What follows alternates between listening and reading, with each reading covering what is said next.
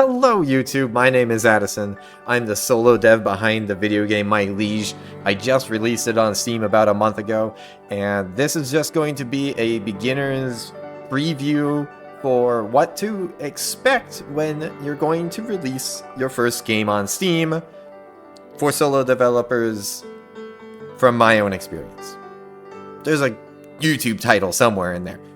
This is just going to be my personal experience, not necessarily an exhaustive list of tasks that you will need to go through if you're going to publish your own game on Steam. However, there were a lot of steps that I did not expect, kind of never thought about myself, and maybe did it out of order. So I just wanted to document this as my experiences. Hopefully it helps you as well, and can help give you some context if you're a budding game developer and you're asking yourself, do I want to go through the effort to self-publish on Steam? There are going to be 6 main categories, or windows as I'm going to call them, that I'm going to talk about.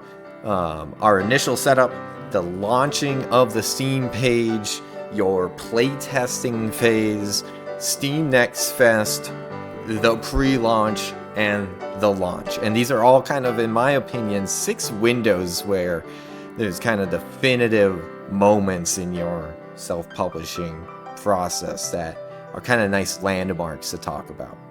So let's get started. Initial setup. First, before you can do anything on Steam, you have to have the accounts set up. So, if you have a Steam profile, which you probably do if you're watching this, you can go ahead and set up your Steamworks account. I already have mine set up, tied to my Steam profiles and Sugoi Penguin Gaming LLC. And what this is going to be is this is going to be your dashboard for your apps. So you see here, I've got my apps across the top. I've got them down here too. You can get like the Steamworks SDK here as well, and pay your direct fee, all this. So I'll go into some of the details here, but this is where you're gonna start. You need this application, or you need this profile first. And part of setting this stuff up are a couple of decisions that you have to make pretty early on, and you might not realize that you need to be making. So when you're setting up this, and you're gonna pay the Steam direct fee, which is the $100 fee to list the game on Steam, you need to know a couple of things. One, what are you going to be publishing the game under? Is it going to be your own personal name, or are you going to set up an LLC for this? And 2, what bank account are you going to be using? These were some questions that I was a little caught off guard for and didn't really put a lot of thought to. Now, I am not a legal expert. I am not here to recommend one or the other. There are plenty of websites and discussions about when to do which. I personally set up an LLC for a couple of reasons. One, I wanted the experience of setting up a small business. I wanted to see what that was all about. And 2, it felt better taking a full year or 2 off of my career to start a small business than to just say, I made a video game. Both are true, but saying you're the owner and founder of a LLC does sound kind of nice. Once you've got that decided, then you can pick your bank account. So the important thing is that the bank account and that tax information need to match. So because I set up Sugoi Penguin Gaming LLC, I had to set up a bank account for them as well, or for that LLC as well, and make sure that all the names on it matched. If for some reason you made the wrong choice, that is perfectly fine. You can change it in the future. It's just one of those changes where you have to actually contact Steam's support to open a ticket and update the information, just because it's kind of like that is the base ownership level kind of information. So not the end of the world if you change your mind down the road, but just something to know. And honestly, kind of something I should have expected, but right off the bat, I had questions that I didn't have answers to. Next up is launching your Steam page. And now I realize we just started talking, and we're already talking about making a Steam page public. There's a lot of details that go into this. Why is this the first thing that we're talking about? One, I'm only going to talk about publishing, the process of publishing on Steam. I'm going to talk more about lessons learned about the actual being a developer in a different video, I think. But two, this Steam page is important to get up early because it is your one-stop shop to provide you a nice venue, a storefront, a single place that you can post updates of progress on the game. You can point your friends and family to when they ask you, what is that game that you're working on? Boom, go here. And you can start kind of trying to get those wish lists going early, and having an official Steam page just helps with all that. Couple of big things though for the Steam page that you're gonna need when you're setting it up. And I would recommend, if you're saying, okay, my game exists enough that I'm ready to make a Steam page for it, give yourself a week or at least a week in your schedule to create the assets and set up the page. It's a lot more steps than you realize. So right off the bat, I'm gonna recommend progamemarketing.com. There's a guy on here, Chris Zukowski, who has a free course, How to Make a Steam Page. And this is an invaluable resource for learning how to set up the page, good recommendations and best practices to follow. There's a lot of content here, a lot of videos to watch from him. Put it on the background, listen to it, or just reference the pieces like, I'm not really sure what to do with my capsule art. Boom, he's got 22 minutes and 5 minutes of do's and don'ts. 27 minutes to help you out there. Cannot stress this enough. This is a great resource. Link is down in the description if you want to check it out.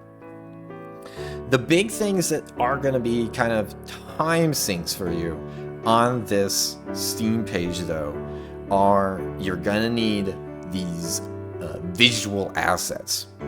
That includes things like your screenshots, your capsule art, and when I say capsule art, that's not just one item. That is a wide array of items. Like, for example, if I pull up my Liege here, because of the way the Steam store works, there are so many different sizes and orientations and things like that when it comes to what Steam requires you give them to list your game. So, there's the header capsule that's 920 by 430. There's the small capsule that's 462 by 174. There are just so many different iterations, and that's just for the store. Then there's your screenshot assets, and then there's your library assets. And all of these you can make language specific if you need to, if you're doing multiple language support. So there could be a lot of assets that you need to set up here. And so, as you can see, all of mine kind of riff on the same theme, or kind of was started from the same document, but just reorganized, reshaped, resized, and it can take a little bit of more time than you realize to just make all of those. Additionally, you have to provide all the text that you're seeing. So you got to write your short description, which is surprisingly some of the most time-consuming words you're going to write about your game. You've got to write your about this game section. That can take some time. It's strongly recommended that you set up some GIFs to show in here. Surprisingly a time-consuming activity. And then, in addition to those things that talk about your game, you're going to need to do an exercise in tagging your game. You're going to need to set up some rough system requirements. Those aren't necessarily the most important at this time, and actually all of this isn't the most important to get 100% correct at this time.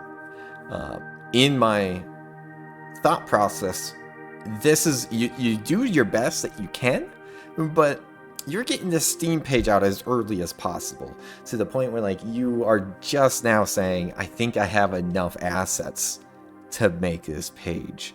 So It's not going to be perfect, but you want to put your best foot forward. You want to correctly convey what your game will be about.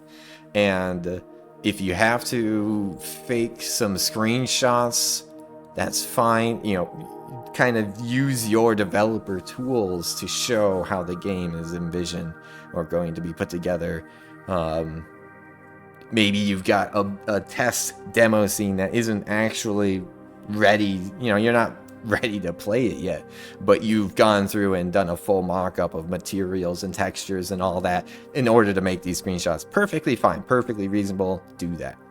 Okay, that was a lot for just setting up the Steam page originally, but I think it's super important to be honest with how long that will take. If you think you can knock it out in a day, you're probably not putting enough effort, because you got to remember, this is the first impression people are going to get of your game, and you don't get a lot of time with people when they look at it. So let's move on. The next big kind of point you're going to run into is playtesting, and playtesting is super convenient on Steam now. They actually have it set up so that from the app, so when you're on Steamworks here, you can set up a fully separate app ID. So the app ID is a unique ID that is actually, this is your app. And so you'll see, you know, I have my base app, My Liege. I have a demo app, My Liege Demo. But then I also have a playtest app, My Liege Playtest. This is super convenient. It makes it so that you can safely put out builds and run playtests and give keys for the playtest without being worried about messing up your base app. So what do you as a solo dev need to know when it comes to playtesting? Luckily, a lot of this isn't on the Steam side. A lot of the effort that goes into playtesting is actually working with your players and your testers and getting the feedback and like watching them play, figuring out where their struggles are, figuring out the things they like, figuring out what things you need to change. All of that is what, you know, testing looks like regardless of Steam or not. What you need to know for Steam is you need to set up the playtest, and then there's a little bit of nuance to it where, because it's a separate app ID, you have to get the store page approved as well as get the builds approved. So there's a couple of checkpoints where Steam will need you to submit it to them for their approval. For each of those, the store page and the playtest builds, that only took a couple of days for Steam to get back with a big thumbs up for me. But just know that for timing, that you can't like if your plan is to upload a build and be ready to go, there's going to be a buffer there. And then from here, outside of the extra items that are only reasonable for the full game, you still have all the same technical tools. So when you go into your Steamworks settings and builds, you're going to have the same process for the builds for your playtest as you will for the full game. So running a playtest through Steam is a great way to build confidence with the Steam workflow for deploying a build. It was one of those things where I was a little anxious about, like, oh man, when it comes time to actually launch the full game, how am I going to make sure that the right version is out there and that people can download it and play it, and that I didn't mess up like any of the all these different things. Do not panic. Running a playtest gives you a low risk area to get it right, because your playtesters, you have a personal or at least a direct line of conversation hopefully with. So if things go rough, you can talk to them, you can clarify it, and you can get it right when everyone is rooting for you. You don't want to be learning these lessons about, oops, this build the file had an underscore when my config said it shouldn't. You don't want that happening on your full build. Learn all those lessons running your playtest, and I used it like a true practice. When I uploaded updates to the playtest, I did patch notes, and actually, so like if I go to my Liege playtest, you'll see I practiced writing up patch notes for people to read and to see the bug fixes and document what was happening. So I got to practice a lot of these tasks that would be relevant for when I was fully released. So playtest, hugely valuable from a developer point of view, but also it does make you more comfortable with running the Steam app and using the Steam tools. So hugely, I would recommend that being kind of your next big step. Which brings me to number 4. Your next big checkpoint should, in my opinion, be Steam Next Fest. I will admit, in my own personal development journey, I did Steam Next Fest, and then I did Steam Next Fest without really having a lot of playtesting done. And then I did my playtesting after Next Fest. Like I said, I ran things in a little bit of a goofy order because after Next Fest I was inspired and I was like, no, we need to run this as a bigger game. But I would highly recommend you doing Next Fest after you've already gone through a large batch of playtesting. When you do Next Fest, it should be close to a finished product. Because you've got to be ready to go. Like, you don't want to do what I did, run Next Fest in June, and then 9 months later release your game. That's too long of a window. Steam already recommends that you participate in Next Fest and then release a game within 3 months. And that is truly for your success, not just theirs. You only get to participate in one Next Fest per app, and the value it brings to you is immense. It is huge. You get so many eyeballs on your product for free. The only effort you have to put in is be ready for Next Fest, which are going to be tasks that you need to do to be ready to launch anyways. Okay, and so to really bring this home, I'm just going to bring up my wish list numbers. And you can if you just look at this graph, this daily wish list actions, can you tell me, this is like a Dora the Explorer thing, can you tell me where Next Fest was? If you guessed here, you are 100% correct. And this was when the game's store page was my first store page. I put it together. I was all proud of it, but the game was nowhere near as good as it is today. And I was getting, I think I ended Steam Next Fest with about 600 wish lists, which is not a huge number by any means, but that's a big number for something that all I had to do was sign up. It is the best resource. This second bump, this is when it released. So when it was released, 50 more, in that first day, 50 people wishlisted it. That first day of Next Fest, 140, double. And this visibility round is Steam trying to get your game sold. This is just it telling people this game's upcoming. So cannot underestimate Next Fest at all. It is hugely important.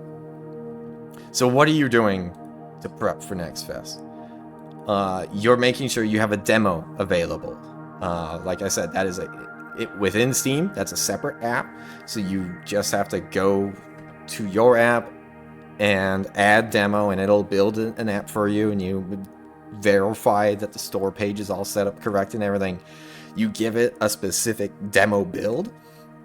Once again, don't have to worry about it accidentally messing up the builds you have in progress on your full app. And then you make sure that you're signed up for it. And this is tricky. The trickiest part is lining it up with your release, which is tricky because you have to know your release. And that is a hard question to answer sometimes. So, you did it. You signed up for it. You got your demo built. What else do you need to do to be ready? Make sure that you have your store page freshened up. You're going to have this is one of your biggest windows for getting eyeballs on your game. You want that store page to look as good as possible. I upgraded my capsules by going to Fiverr and hiring a graphic artist. I spent a week working on this trailer, both combining my efforts with my brother's efforts of making the music and reaching out to Jeff Steitzer on Cameo to record the voiceover. That is the Halo announcer guy. Sometimes your childhood heroes will do cool things if you just ask them to. And so, which side pitch, making a trailer, hugely intimidating process. You should set aside time for it. You should also come over here to derek-lieu.com, and he has a completely free series of posts about making game trailers. He's a professional trailer editor, but he was also kind enough to just make all this content about trailer editing, trailer essays, trailer reviews, all sorts of topics, and he has thoughts about every part of the process. Cannot shout him out enough. I'll put the link down in the description below. Check him out when it's time.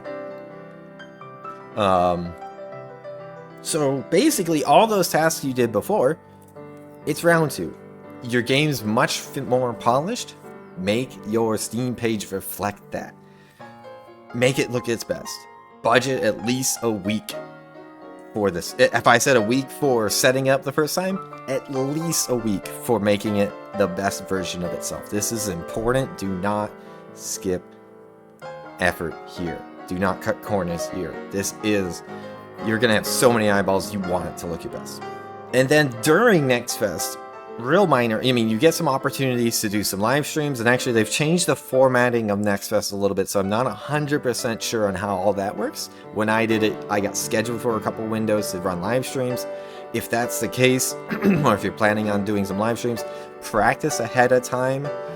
There's some nuance to how you set up or connect. Like, I use OBS for streaming and recording. I had a little bit of issues configuring the stream key and hooking it up to the Steamworks profile, so practice that if you're planning on doing that. You can do pre-recorded content as well, so spend some time pre-recording some content, but as a solo dev, you want the character of yourself to show through on those things, so it's really important, in my opinion, to create that content yourself. Have yourself on screen like I am now in your videos. It might be uncomfortable, but you are the character of this game that you're making. You're the reason this game is more special than a AAA studio title. So, leverage that. Last couple of steps are actually some of the easiest ones because you've done all the hard work up to this point. And I split them out. This really could just be one step probably, but leading up to the launch feels like a different window of time to me than the launch itself. So leading up to the launch, what are you doing? You know, as a dev, you're probably scrambling to fix and polish up the last set of bugs. But in terms of Steam, there is a window here for you to get your game out to streamers and content creators. And so for facilitating that, Steam has a special set of keys where you can request these release state override keys. And these are perfect for your game's not released yet. You want to give people access to it regardless of its release date.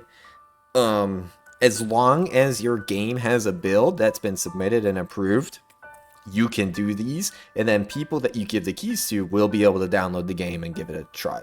So, as you see here, if you want to beta test the actual app, there is some value to that. You want to make sure that the real build is ready to go. Give a buddy a beta test key. They can download it and verify that, yes, it downloads, it runs, it looks great. Muy bien. Also great for shelling out keys through like Keymailer or other processes. So you have access to these keys, make use of them. If you ever wondered, like, how do they manage that? Seamless. This is perfect. And one aspect that I kind of glossed over there really briefly was, just like your store page needs to be approved by Steam, and that your demo and playtest needed to have the builds approved by Steam, you need to have the full app approved by Steam as well. It's important to do that early because you don't want to come down to the wire, white knuckle, like, is it going to get approved in time? Important, you need to have every feature in there, they say, but you don't necessarily have to have it be the final build of the game. I submitted one that was basically the last version of my playtest, got it approved, and once it's approved, you can go in and upload additional builds, manage all that prior to release. So you've got a window there. Don't be afraid to submit it for, build approval. Just because you do that does not mean it's going to be released. You will have a big green button that says, release my app, that you have to click, and you have to go through like 3 layers of verification to confirm that you're intending to release it. So, and lastly, that brings me to a final step of self-publishing a game on Steam, in terms of Steam, that is, and that is pressing the big green button to release your app. Once you do, you've done all the work. This is the time to watch it go out there and try your best not to stress and pore and obsess over the numbers. It's fun to see, I got some sales, I got a review. It's intoxicating. I will admit, it is extremely satisfying to see. Don't get wrapped up in them too much, though. You've put the effort in. Be proud of the fact that you got to the final step of actually publishing a game. I know that every day there's lots of games that get published, at least 10 plus a day on Steam, seems like, and that shouldn't diminish that this was an amazing accomplishment for you. So keep your head on straight. That's the last step, really. Verify that day of, have a friend pick up the game quick, make sure that it's playable, just a quick sanity check. Keep an eye on the community forum tab on your game. So like from your game, if you're in the, go to the full one, go into the discussions. You've got the forums here. I set up, for example, one about feedback and ideas, and I've got some good feedback there. Bug reporting as well. Back at the Steam Next Fest demo, I had a guy report that the demo was broken, and he showed me some stuff, and this was how I found out that my date logic was not strong enough to support New Zealand or date or locations that do day, month, year. I only found that out, though, because I paid attention to the community tab. If things take a turn, there's moderator tools that you can exercise to keep things civil, but realistically, you're just here to interact with your players, and that's what I've got. All in all, what would I say about publishing, self-publishing a game on Steam? It's a fair amount of work. There's a lot of steps in there that you probably don't think about. Specifically, setting up the store page and getting it right is a lot more work than you expect. There's a lot of resources out there, though, that makes it so you can do it. And if you think, I want to try to have a commercially viable game, I want to make money off of this, I'm just going to use a publisher instead. That can be a perfectly viable option. I personally have no experience trying to sell to a publisher. My understanding is just as much, if not more, work to get a publisher to pick up your game at times. And then the percents that they take off the top is just another chunk of the sales that's not going to go to your pocket. Now, am I all of a sudden rich because of my Liege? No. So don't take my recommendations here to heart, but